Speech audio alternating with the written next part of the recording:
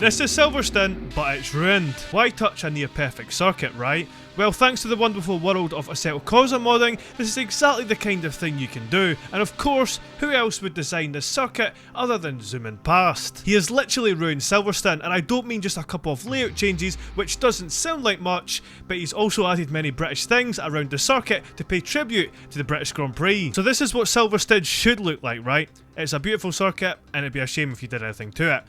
And this is what the ruined version looks like. Yeah, this is proper fantasy stuff, and I know zoomingpast usually asks his Discord server for ideas on these projects, and honestly, you guys come up with some crazy ideas, and some of you are quite smart with it as well. I'll give you credit for that. I will show you guys a hot lap near the end of the video, but for the moment, let's take a look at all the details that are part of this circuit. Not only are there loads of traditional British references scattered around the circuit, but even the corner names influence what's been built in each section. Starting on the Hamilton Straight, you can already spot a few pubs built into the pit lane, because of course, us Brits can't seem to live without them. Something you'll only notice from above is the massive Top Gear logo placed on the roof of the pit complex, better known as the Wing. Next we head into turn 1, which is Abbey, where the first thing you'll notice is a pile of Silverstones sitting on the inside apex. A nice little tribute to the circuit's name itself. Hilarious, man. Absolutely hilarious. Now, what's the first thing that comes to your mind when you think of the word Abbey? Well, I'm going to give you 5 seconds to think about it. Well, I'm sure we've thought of all different things there, but if you're a fan of the Beatles, you'll probably think of Abbey Road, and that's exactly what's been recreated in the runoff area, the famous album cover from 1969. Through Farm Curve, which remains untouched, but then we arrive at Village, and oh boy, doesn't things get quite interesting. Now, I'm not sure if this is intentional by zoomingpast, but Farm has basically been given its own section, even though on the real circuit it links straight into Village. Either way, the track's been called Ruined Silverstone for a reason, so let's not overthink it. Because you're now literally driving through a barn. That is a literal barn, and your lap has suddenly turned into a rally stage. Where is Kimi Räikkönen when you need a man? He would absolutely love this section. But this next bit is my personal favourite. Coming out of turn 4, you can see a farm filled with Red Bulls, except they're actually cows. I mean, yeah, it's hilarious, but like, if you do look at the cows, they do have a Red Bull logo on them, so you could sort of count it, but I don't know. There's also the Aston Martin AMR 26. Oh, yeah. Sorry, I mean tractors. Basically the same thing, right? And then to top it off, Jeremy Clarkson himself is standing trackside watching over his farm.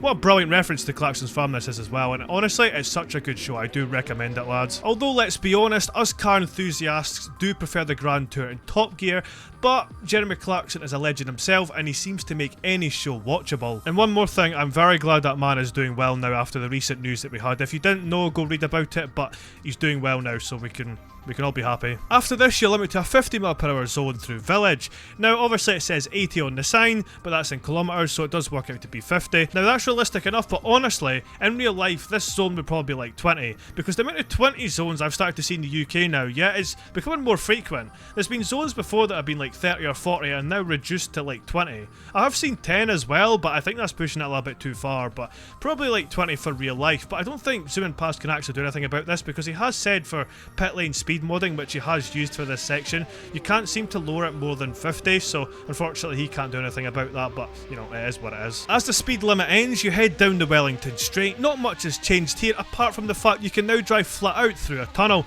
which I think is absolutely cool, and you know, nothing too crazy, right? Until you get to Luffield and Brooklands, which look completely different because they're now heavily banked corners, giving the whole section a roller coaster feel, which I'm sure Lando Norris would be very happy about. The next section is probably the longest stretch of the lap, where everything actually looks normal. Woodcote and the Old National Pit Straight have been left untouched, giving you a nice little breather from everything you've experienced on your lap so far. You even get a nice view of Big Ben, which has been placed before cops, before immediately being greeted with a massive brick wall. And an image of, well, yeah, I think we know what that is. Yeah, we're not going to go into that. With the brick wall comes an incredibly narrowed Cops Corner. And well, do you know what? We might actually get fewer incidents if the track's like this, you know? Because people can't actually go down the inside now at a really fast corner and take out their championship rival. I'm only joking. I didn't support Max or Lewis during that season. I'm a Sebastian Vettel and Fernando Alonso fan, so please don't come at me in the comments. I love Seb and I love Fernando. Whatever happens during the season happens, okay? It's all good. It's all much love. I love Lewis and Max. They're both legendary drivers, okay? Just leave me alone. Then we arrive at Maggots and Beckett's, normally one of the greatest sequences in F1. Now, absolutely horrible. The whole section has basically been doubled in length with much tighter corners, so it just seems like it's going on forever. Yeah, the tyre wear's not going to do too great around this circuit, isn't it? And the best part, even if you wanted to cut the corners, you can't. Because guess what? The brick walls are back. Good luck with that one. See how that one goes for you guys if you want to go flat out. Yeah. Eventually, as you escape onto the hangar straight after what seems to have been a nightmare section, on the way you'll spot an actual aircraft hangar complete with planes inside. I actually think this is quite a cool reference to the circuit because it was literally based off an old aircraft back in the day, you know, so that's why it's called the hangar straight, so that's quite a cool little detail. It's all cool little details, but the only downside is actually getting it out of the hangar. This is ridiculously tight. You only get 2 lanes to choose from. I mean, at least you get more than one. Luckily, both lanes have the same length and width, so you've got a choice of both, but go with what your brain's telling you to do. And it'll probably end up telling you to go straight into the wall.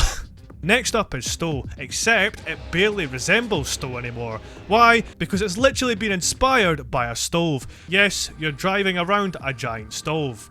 What is this game, man? And here's me thinking Maggots and Beckett's was bad. Once you've somehow survived that, you arrive at the final corners. Vale remains pretty much unchanged, but Club is now a 4-lane highway, so no worries about track limits here. So that's a plus, and then it's flat through the final corner and back onto the Hamilton straight to do it all over again. Wasn't that an easy lap, right? Honestly, I love Assetto Corsa modding, man. It is just something else. Our final detail I wanted to mention in this mod are the classic red phone teleboxes dotted around the circuit.